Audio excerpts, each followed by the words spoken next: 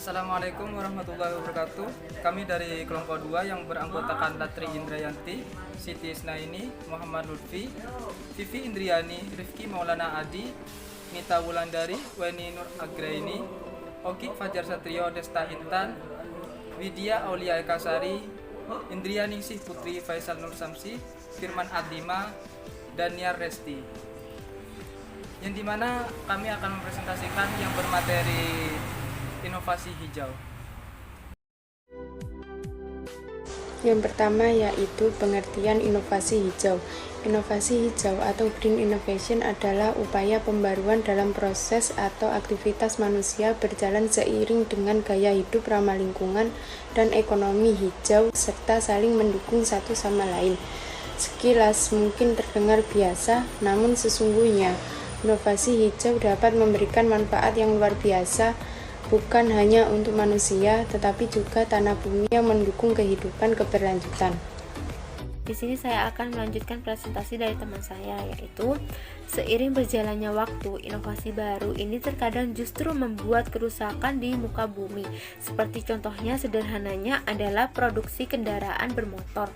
Memang memudahkan manusia, namun kendaraan bermotor memerlukan bahan bakar fosil yang tidak dapat diperbaharui. Polusinya pun merusak lapisan ozon dan merugikan kesehatan manusia. Tujuan inovasi hijau ini supaya kehidupan bisa dinikmati untuk generasi yang akan datang. Kita tentunya ingin anak cucu kita nanti masih dapat merasakan nikmatnya air bersih, udara segar, serta tanah yang subur. Untuk menerapkan green innovation, idealnya memang harus berangkat dari kesadaran akan pentingnya sustainability.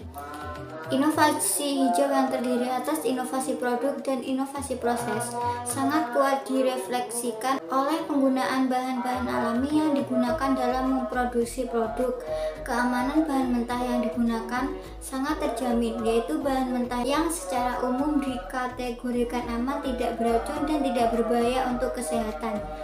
Inovasi proses yang sangat dominan mendukung menghasilkan produk hijau adalah dalam penggunaan listrik yang sangat hemat. 3. Akibat inovasi hijau. Penggunaan mobil yang berlebihan menimbulkan populasi udara saat asap mobil yang dibusi emisi monoksida. Kadar CO yang terhirup akan memasuki tubuh melalui paru-paru dan akan bersenyawa dengan homologi Hb membentuk CO2. Namun kemampuan peneliti untuk mengikat CO adalah 200 hingga 300 kali lebih besar dibanding dengan kemampuannya mengikat oksigen. 2. Begitu pula teknologi baterai atau aki, alat yang digunakan sebagai energi cadangan yang praktis bisa dibawa kemana-mana. Baterai masih membuat dari bahan berbahaya. Bila limbah baterai dibuat sembarangan akan mencemari lingkungan. 3. Hal yang sama juga untuk menggunakan AC untuk mendinginkan ruangan dan memakai kulkas atau lemari es di rumah. Kedua alat tersebut menghasilkan gas rumah kaca. Gas ini yang menyebabkan perubahan iklim yang sangat ekstrim. Akibatnya bumi makin panas, permukaan air laut semakin naik sehingga sering terjadi banjir di daerah dekat laut. Sekian dari saya. Wassalamualaikum warahmatullahi wabarakatuh. Begitu pula penggunaan pupuk kimia untuk pertanian.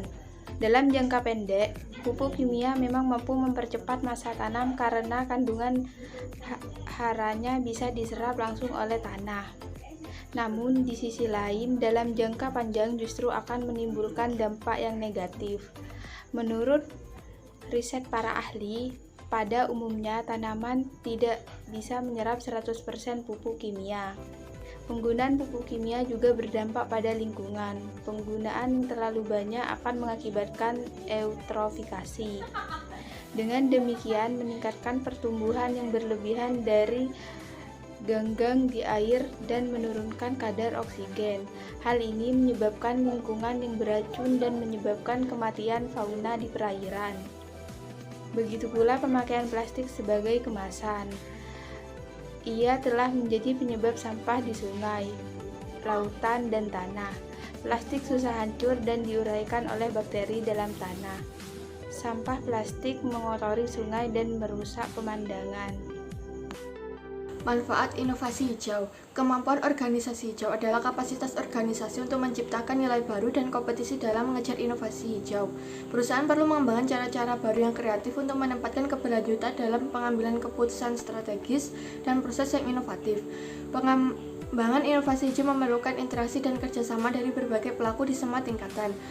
Karena itu perlu ditemukan inovasi yang tidak merusak lingkungan atau dampaknya tidak membahayakan kehidupan. Inovasi ini disebut green innovation atau inovasi hijau. Inovasi hijau juga menghemat sumber daya alam seperti air, udara, hewan, dan tumbuhan agar tetap bersih, sehat, dan lestari. Tujuan inovasi hijau ini supaya kehidupan bisa dinikmati untuk generasi yang akan datang. Assalamualaikum warahmatullahi wabarakatuh. Perkenalkan, nama saya Yogi Pusatrio, NIM 2010141104. Di sini saya akan menjelaskan contoh inovasi hijau yang dipraktekkan di sekolah, yaitu antara lain nomor 1, kincir angin, 2, listrik dari lumpur, yang ketiga atap berumput, 4, penggunaan lampu LED untuk penerangan, kelima briket sebagai bahan bakar padat, 6, daur ulang air wudhu, 7, pembuatan kompresor, 8, supersonik, 9, daur ulang oli bekas menjadi minyak atau bahan bakar cair, yang ke-10, pohon penghasilan listrik. Sekian dari saya. Wassalamualaikum warahmatullahi wabarakatuh. Di sini saya akan melanjutkan presentasi tentang poin manfaat inovasi hijau. Keberhasilan inovasi hijau memberikan tantangan yang cukup besar, sehingga perusahaan berusaha melakukan proses transisi, mengintegrasikan pertimbangan lingkungan ke dalam inti dari strategi bisnis mereka. Inovasi hijau memerlukan interaksi dan kerjasama dari berbagai pelaku di semua tingkatan. Namun, masih banyak organisasi gagal karena mereka tidak sadar dan tidak memiliki pengetahuan yang diperlukan untuk berinovasi. Sekian, terima kasih. Wassalamualaikum warahmatullahi wabarakatuh. Saya di sini akan melanjutkan presentasi, yaitu tentang hambatan inovasi hijau. Hambatan inovasi hijau ada 6. Yang pertama yaitu estimasi tidak tepat terhadap inovasi. Yang kedua yaitu konflik dan motivasi. Yang ketiga yaitu kurangnya adanya hubungan sosial. Yang keempat yaitu inovasi tidak berkembang. Yang kelima yaitu penolakan inovasi kelompok tertentu. Yang keenam yaitu masalah keuangan. Di sini saya akan melanjutkan presentasi dari kelompok saya, yaitu pada poin 6, mengelola inovasi hijau. Perusahaan yang dapat mengelola perubahan dengan menggunakan inovasi hijau menggambarkan adanya hubungan positif antara penerapan strategi inovasi hijau dan kinerja perusahaan secara keseluruhan. Pada saat ini, perusahaan tidak memegang kemampuan organisasi yang memadai untuk menangani masalah secara memadai. Untuk mengubah situasi tersebut, yang pertama, perusahaan dihadapkan pada tantangan untuk menentukan bagaimana mengidentifikasi, mengembangkan, serta menyebarkan kemampuan perusahaan kemampuan inovasi hijau ke dalam kemampuan yang ada dan relevan. Yang kedua yaitu perusahaan menghadapi reorientasi kemampuan mereka dalam perusahaan. Sering dianggap kompetensi akan menghancurkan motivasi. Perusahaan perlu mengembangkan cara-cara yang kreatif untuk menempatkan keberlanjutan dalam pengambilan keputusan strategis dan proses yang inovatif. Pengembangan inovasi hijau memerlukan interaksi dan kerjasama dari berbagai pelaku di semua tingkatan. Menciptakan infrastruktur komunikasi yang efektif merupakan langkah penting untuk memanfaatkan luasnya pengetahuan yang ada.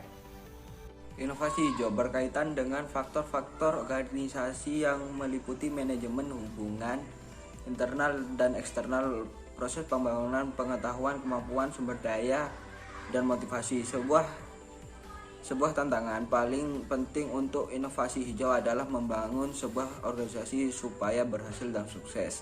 Pembelajaran organisasi. Inovasi hijau memegang orientasi pembelajaran untuk berkelanjutan kontekstual pengembangan dan penggerakan hasil inovasi tersebut. Namun, masih banyak organisasi yang gagal karena mereka tidak sadar, tidak memiliki pengetahuan yang diperlakukan untuk berinovasi. Manajemen pengetahuan. Manajemen pengetahuan dalam konteks inovasi terpusat tentang mempromosikan pemahaman untuk menginspirasi ide-ide dan menguapkan hubungan yang sebelumnya nyata terlihat. Nonaka 1994, Harodogan 2003. Menurut Orden DKK 2008, 3 area yang dipilih dari literatur manajemen inovasi yang ada meliputi kurang memahami tantangan manajerial inovasi hijau. Radikal, inovasi berkelanjutan dan inovasi hijau membutuhkan pengetahuan dan kompetensi untuk inovator. Inovasi hijau membutuhkan teknologi baru untuk menciptakan perubahan teknologi. Hal tersebut merupakan unsur utama dari literatur manajemen inovasi yang ada. Inovasi hijau diharapkan dapat menghasilkan produk-produk yang ramah lingkungan, tidak hanya untuk kelangsungan hidup produk tersebut, tetapi untuk berkelanjutan lingkungan hidup. Globalisasi menciptakan dan mendukung pasar baru untuk inovasi hijau. Globalisasi dilengkapi dengan tanggung jawab yang signifikan untuk mengurangi kerusakan terhadap lingkungan. Globalisasi juga menjadi agenda kebijakan pemerintah seperti OECD 2008 yang menyatakan banyak pemerintah internasional membuat kebijakan inovasi lingkungan nasional mereka dalam rangka untuk meningkatkan pengembangan dan difusi teknologi lingkungan. Perusahaan dan organisasi diharapkan lebih kreatif dan inovatif agar mampu bertahan dalam persaingan usaha dan juga mampu mengoperasikan usahanya dalam wawasan ramah lingkungan. Sekian presentasi dari kelompok kami, kurang lebihnya mohon maaf. Wassalamualaikum warahmatullahi wabarakatuh.